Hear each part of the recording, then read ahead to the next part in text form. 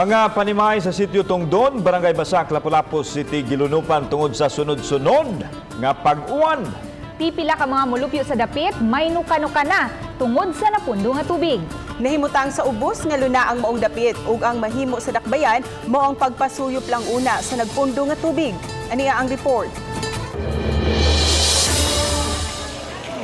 Kini ang kahimtang sa mga mulupyo sa sitio Tungdon, Barangay Basak, nunot sa sunod-sunod nga pag-uwan. Misanap sa kabalayan, kining itom og hugaw nga tubig. Gani pipila sa mga residente dinhi gipangagod na tungod sa kanunay pag-ubog sa tubig baha.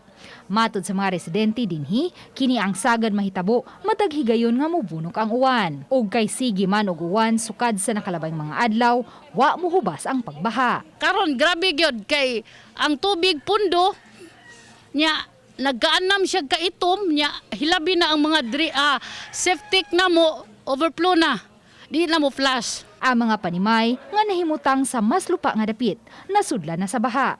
Ani akita karon sa panimay sa Banang Verdida usa sa mga mulupyo dinhi sa sitio Tungdon nga labing apektado sa pagbaha. Kung inyo makita, nisulod na ang tubig baha sa ilahang panimay. Gani inay nga magtsinela sulod sa balay, boots na ang ilahang gisulob. Tungod kay pipila ka adlaw na nilang nasinati ang pagbaha.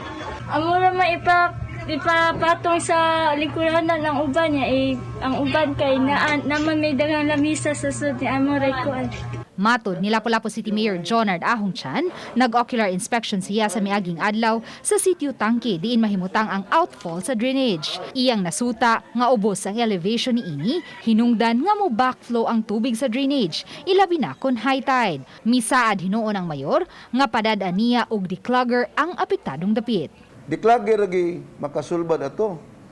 Kay parehaan ni karon may lagsabuton nga walay uwan pila ka adlaw. So ang ato declogger plus karon i-instruction na nato ang contractor nga ablihan sa gyud dito ang outfall. Uban ni Godfrey Rilien, Luan Merondina, Balitang Bisdak.